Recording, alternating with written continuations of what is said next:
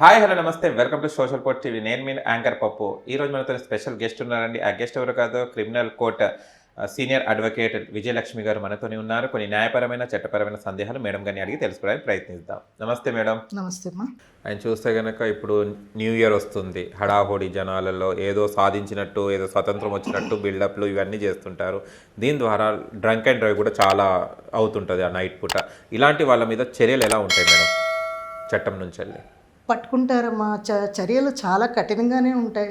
Drunk and drive అంటారు. అది ఏంటంటే వెహికల్స్ నడిపేటప్పుడు వాళ్ళకి ఫైన్ పంపిస్తారు, 2-3 సార్లు చూస్తారు, లైసెన్స్ క్యాన్సిల్ చేస్తారు, వాళ్ళకి శిక్షలు కూడా విధిస్తున్నారు.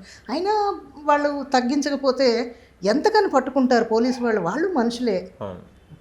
బయట వాళ్ళు రాత్రంతా చల్లోని వీళ్ళంటే తాగేసి బండిలు నడుపుతారు.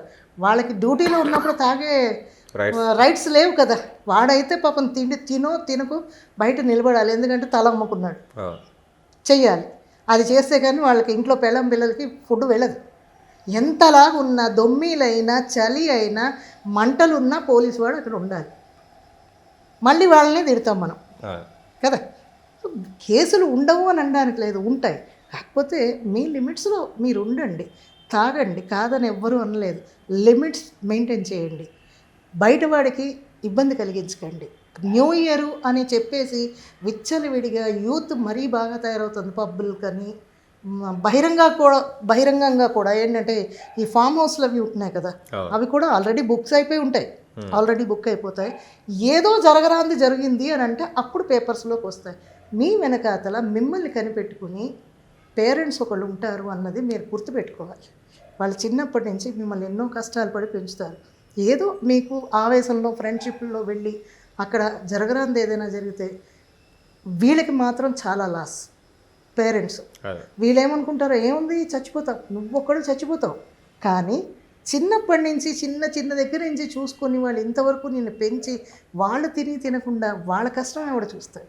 అంటే ఏదో పేరెంట్స్ని పెంచడానికైనా మమ్మల్ని కన్నారు అని కొంతమంది యూత్ అడిగేవాళ్ళు ఉన్నారు. అది తప్పది. వాడెవడో నన్ను పెంచుతాడని ఏ తల్లిదండ్రికి కనరు. పిల్లలు వాళ్ళకి భాగం కాబట్టి కంటారు, వాళ్ళ బాధ్యత కాబట్టి వాళ్ళని పెంచుతారు. తర్వాత వాళ్ళ డ్యూటీ వాళ్ళకు ఉంటాయి, చూడాలి. అంతేగాని ర్యాషీగా ప్రవర్తించే పిల్లల్ని నేను చాలా చూశాను. నన్ను అడిగి కన్నావా అంటారు, అన్నారు. వీళ్ళని అడిగి కంటారా? అదే కనుక వస్తే అడిగి కంటారా తల్లిదండ్రి? కనరు. సో ఏంటంటే మన లిమిట్స్ ఉంటాయి. ఇక న్యూ ఇయర్కి వస్తావా బోల్డ్ ఉంటాయి. ముందు నుంచి వీళ్ళు మూసేసిన వాళ్ళు ముందే ప్రిపేర్డ్ అయ్యి వెళ్ళిపోతాయి బాటిల్స్. కాకపోతే డ్రింక్ చేసినప్పుడు చాలా జాగ్రత్తగా ఉండండి. డ్రింక్ చేసిన వాళ్ళు డ్రైవ్ చేయకండి. మీరు పోవడంతో పాటు ఫుట్పాత్ మీద నడిచే వాళ్ళు కూడా పోతారు. వాళ్ళకి వాళ్ళ ఫ్యామిలీకి ఆ పర్సన్ చాలా అవసరం. వాడు లేకపోతే ఆ ఫ్యామిలీ మొత్తం డిస్ట్రాయ్ అయిపోతుంది. అలాంటి తప్పులు చేయకుండా ఉండండి. నీ ఒక్కళ్ళతోటే పోదు. ఒక్కడు డ్రైవింగ్లో చనిపోయాడు అంటే వాడికి పొగరెక్కి తాగి వాడు చచ్చిపోయాడు. కానీ ఇన్నోసెంట్ పర్సన్ రోడ్డు మీద వెళ్తాడు, వాడికి గతి లేక ఏదో మనం చూస్తూ ఉంటాం కదా, మా ఫుట్పాత్ మీద అమ్ముకుంటూ ఉంటారు, వాడు పోతాడు. వాడికి ఎవరిస్తారు? వీడికి ఇన్సూరెన్స్ ఉంటుంది, వాడికి ఏముండదు. అన్నోన్ డెడ్ బాడీ అని డిక్లేర్ చేసేస్తారు. వాడికి ఫ్యామిలీ ఉంటుంది, తెలియదు కదా. వాడు మళ్ళా కాదు కదమ్మా, వాడికి ఏ పేపర్లు ఏవి ఉండవు, ఏదో ఫుట్పాత్ మీద బతుకుతున్నాడు. సో ఇవన్నీ ఏంటంటే కొంచెం అవాయిడ్ చేసుకోండి. ఇదంతా మనకి గవర్నమెంటే చూడాలి, పోలీసులే చూడాలి, ఒక సంస్థ చూడాలంటే కాదు. మనకి మనలో అవేర్నెస్ ఉండాలి. నా లిమిట్స్లో నేను ఉండాలి. న్యూ ఇయర్ లేదంటే పండగ ఇవన్నీ మన కల్చర్ కాదు, ఇది వెస్ట్రన్ కల్చర్. అడాప్ట్ చేసుకున్నారు. డ్యాన్సులు చేయండి, కాదని ఎవరు అనట్లేదు, ఎంజాయ్ చేయండి. కానీ అట్ ద సేమ్ టైం పక్కనున్న పర్సన్స్కి డిస్టర్బెన్స్ కాకూడదు. మీరు రాత్రి 12 అయితే ఒకసారి రోడ్ల మీద చూడండి, ఆ రోజు ఎలా ఉంటారు. హార్ట్ పేషెంట్స్ ఉంటారు, బీపీ పేషెంట్స్ ఉంటారు, ముసలి వాళ్ళు ఉంటారు, చిన్నపిల్లలు ఉంటారు. బైక్స్ మీద ర్యాలీలాగా వెళ్ళి అరుస్తారు. ఆ అరుపులకి వీళ్ళకి ఏం చేయాలో తోచదు. ఒక్కొక్కళ్ళు అయితే ఒంటరిగా ఉండేవాళ్ళు ఉంటారు ఇంట్లోని. వాళ్ళకి అప్పుడు సడన్గా పల్స్ రేట్ పెరిగిందంటే ఎటు వెళ్ళలేరు. పోనీ బయటికి వెళ్దాము అంటే ఆ కండిషన్లో వెళ్ళలేరు. వాళ్ళు తాగుంటారు, ఏది చిన్నది విసిరినా టుప్ప వెళ్ళిపోతాడు ఈ ముసలోళ్ళు. అదే ఇలాంటివన్నీ కొన్ని చూసుకుని వెళ్తే ఎవరికీ అంతరాయం దొరకదు. హ్యాపీ న్యూ ఇయర్ అవుతుంది అప్పుడు. ఓకే లేకపోతే మాత్రం చాలా డేంజర్ అవుతుంది. పట్టుకుంటే మాత్రం పోలీసులు శుభ్రంగా కొడతారు. కొట్టాలి, కొడతారు కదా, కొట్టాలి. ఎందుకంటే అప్పటికైనా వాళ్ళకి బుద్ధి వస్తుందేమో. అదే మీ లిమిట్స్లో మీరు ఉండండి.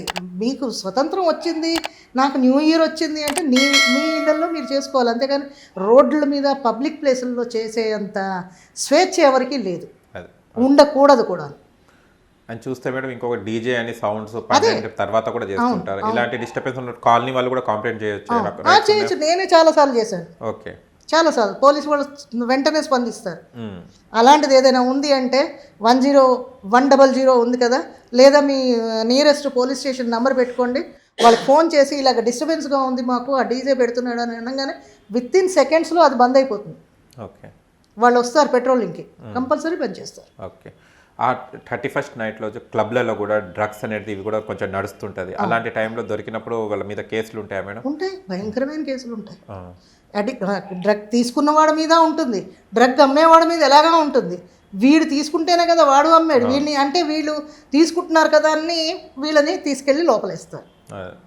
ఓకే. అవి కూడా ఇద్దరి మీద ఉంటాయి. ఇద్దరి మీద ఉంటాయి. ఓకే. కేసులు లేవని లేదు, ఉన్నాయి. ఉంటాయి. Okay. Thank you madam, thank you so much. చూశారు కదా ఫ్రెండ్స్, మా వీడియో కనుక నచ్చినట్లు లైక్ చేయండి, షేర్ చేయండి, కామెంట్ చేయండి, సబ్స్క్రైబ్ చేయండి ఛానల్ని. అక్కడ గంట సింబల్ టంగున కొట్టండి. నేను మీ యాంకర్ పప్పు. Bye bye.